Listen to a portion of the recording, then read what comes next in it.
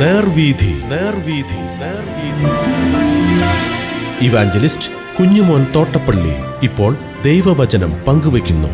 ശ്രദ്ധിച്ചാലും.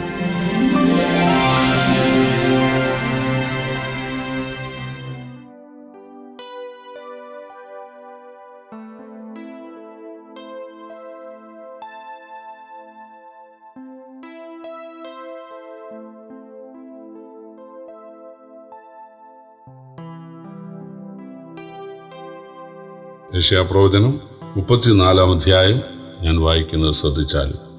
ജാതികളെ അടുത്തു വന്ന് കേൾപ്പീൻ, വംശങ്ങളെ ശ്രദ്ധ തരുവീൻ.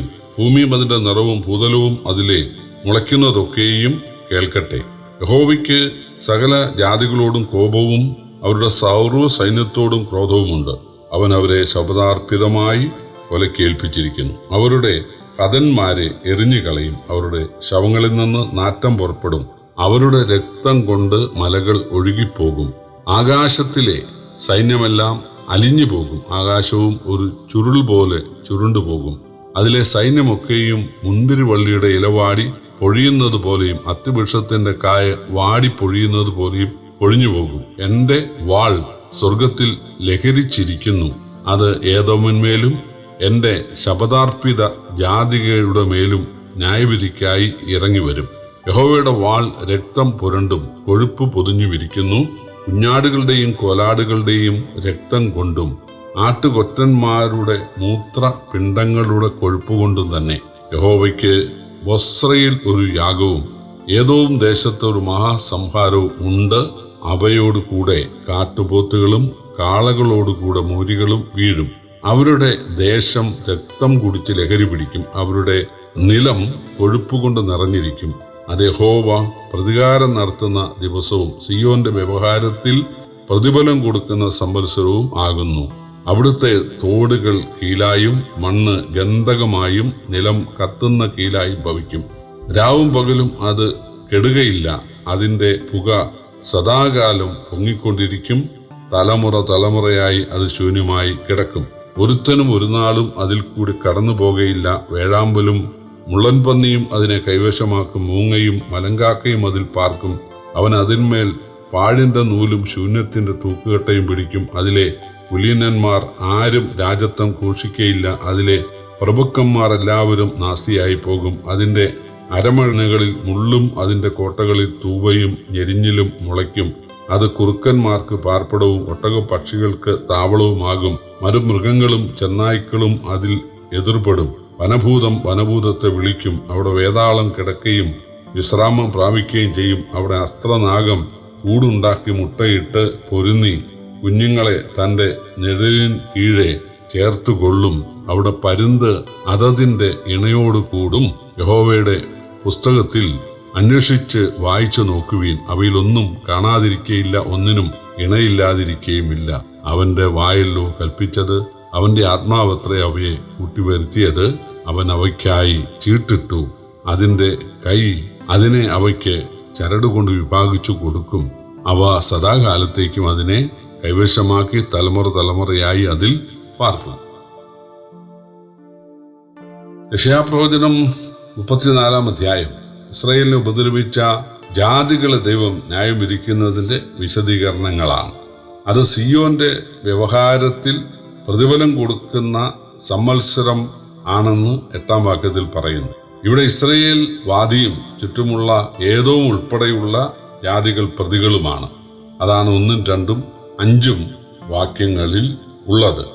ജാതികളെ അടുത്തു വന്ന് കേൾപ്പീൻ, വംശങ്ങളെ ശ്രദ്ധ തരുവീൻ. ഭൂമിയും അതിൻ്റെ നിറവും ഭൂതലവും അതിൽ മുളയ്ക്കുന്നതൊക്കെയും കേൾക്കട്ടെ. യഹോവയ്ക്ക് സകല ജാതികളോടും കോപവും അവരുടെ സർവ്വ സൈന്യത്തോടും ക്രോധവുമുണ്ട്. അവനവരെ ശപഥാർപ്പിതമായി കൊലയ്ക്ക് ഏൽപ്പിച്ചിരിക്കുന്നു. അവരുടെ ഹതന്മാരെ എറിഞ്ഞു കളയും.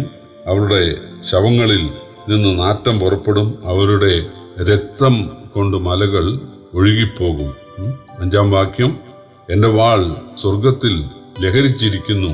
അത് ഏദോമിന്മേലും എൻ്റെ ശപഥാർപ്പിത ജാതികളുടെ മേലും ന്യായവിധിക്കായി ഇറങ്ങി വരും. അപ്പോൾ ഇസ്രായേലിനെ ഉപദ്രവിച്ച ജാതികളെ എല്ലാം ദൈവം ശിക്ഷിക്കും എന്നാണ് ഇസ്രായേൽ യഹോവയെ ആരാധിക്കുന്നവരാണ്.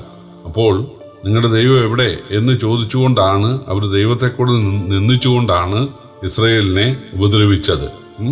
അപ്പോൾ അശൂർ ഉൾപ്പെടെ ജാതികളുടെ സകല കൃഷികളെയും കന്നുകാലികളെയും മനുഷ്യരെയും ദൈവം സന്ദർശിക്കോ അല്ലെങ്കിൽ ദൈവം നശിപ്പിക്കുമെന്നാണ് 3 മുതൽ 7 വരെയുള്ള വാക്യങ്ങളിൽ എഴുതിയിട്ടുള്ളത്.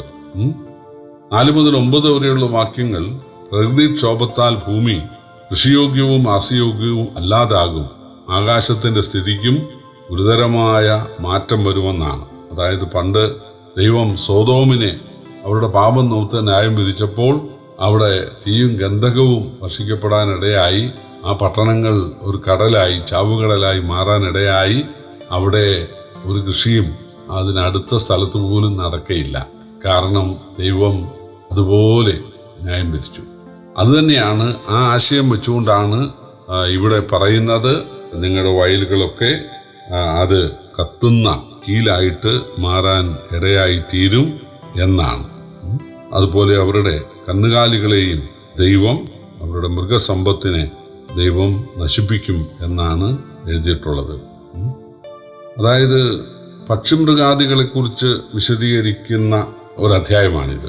നമ്മളിവിടെ കാണുന്നത് കുഞ്ഞാട്, കോലാട്, ആട്ടുകൊറ്റൻ, കാട്ടുപോത്ത്, കാള, മൂരി, വേഴാമ്പല്, മുള്ളംപന്നി, മൂങ്ങ, മലങ്കാക്ക, കുറുക്കൻ, ഒട്ടകപ്പക്ഷി, മരുമൃഗങ്ങൾ, ചെന്നായ്, വനഭൂതം, വേതാളം, അസ്ത്രനാഗം, പരുന്ത്, ഇവയൊക്കെയാണ്. ഇവയെല്ലാം ഇണകളാണെന്നാണ്. അവിടെ പരുന്ത് അതതിൻ്റെ ഇണയോട് കൂടും. അതാണ് 15-ാം വാക്യം. യഹോവയുടെ പുസ്തകത്തിൽ അന്വേഷിച്ച് വായിച്ചു നോക്കുവീൻ, അവയിലൊന്നും കാണാതിരിക്കയിൽ ഒന്നിനും ഇണയില്ലാതിരിക്കുകയുമില്ല. അവൻ്റെ വായല്ലോ കൽപ്പിച്ചത്, അവൻ്റെ ആത്മാവല്ലോ അവയെ കൂട്ടിവരുത്തിയത്.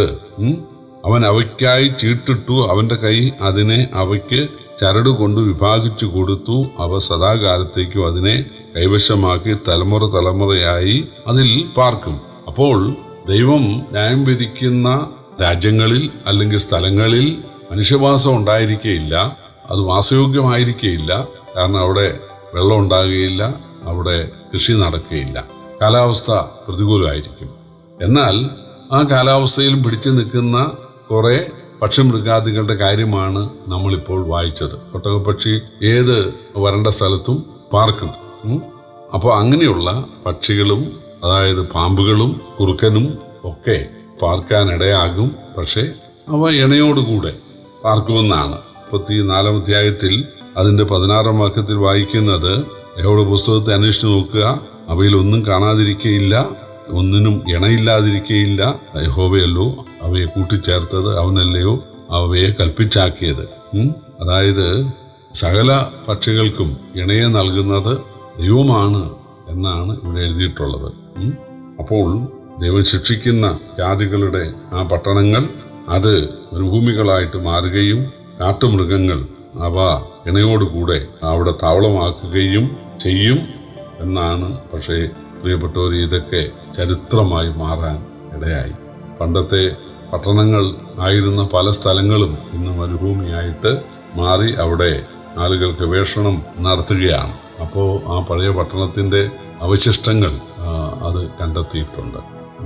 നമ്മുടെ കർത്താവ് പറഞ്ഞു, കപ്പർന്നൂമേ നീ പാതാളം വരെ താണു പോകും, ഓരസിനെ നിനക്ക് ഹാ കഷ്ടം, ബെത്സയിദേ നിനക്ക് ഹാ കഷ്ടം എന്ന് പറഞ്ഞു. അപ്പോൾ മാനസാന്തരപ്പെടാതിരുന്ന സോദോമിനെ ദൈവം നശിപ്പിച്ചതുപോലെ മറ്റ് ചില പട്ടണങ്ങളെ സമുദ്രത്തിലേക്ക് താഴ്ത്തും, വേറെ ചില പട്ടണങ്ങളെ കാലാവസ്ഥാ വ്യതിയാനം വരുത്തി ഊഷര ഭൂമികളാക്കി മാറ്റും. മനുഷ്യന് പകരം അവിടെ എല്ലാം മൃഗങ്ങൾ വസിക്കാനിടയാകും എന്നുള്ളത് ഈ കാലത്തും നടന്നുകൊണ്ടിരിക്കുന്ന കാര്യമാണ്. ഇപ്പോൾ ദൈവത്തെ കൂടാതെ തങ്ങളുടെ ബുദ്ധിയിലും ശക്തിയിലും സൈന്യത്തിലും ആയുധങ്ങളിലുമൊക്കെ പ്രശംസിച്ചുകൊണ്ട് നിരീശ്വരവാദികളായി കഴിയുന്ന കുറേ രാജ്യങ്ങളുണ്ട്. തീർച്ചയായിട്ടും അവ ന്യായം വിധിക്കപ്പെടും. കർത്താവിനെ കൈക്കൊണ്ട ആളുകൾ തീർച്ചയായിട്ടും കർത്താവിൻ്റെ വീണ്ടും വരവെങ്കിൽ ദൈവരാജ്യം അനുഭവിക്കുവാൻ ഇടയായി തീരും. അതാണ് ഈ അധ്യായത്തിലും ദൈവം നമുക്ക് തരുന്ന പ്രത്യാശ. ആ പ്രത്യാശയോടെ നമുക്ക് കർത്താവിനെ സേവിക്കാം. കർത്താവിൻ്റെ വലിയ നാമം ഇന്ന് വന്നേക്കും വാഴ്ത്തപ്പെടുമാറാകട്ടെ.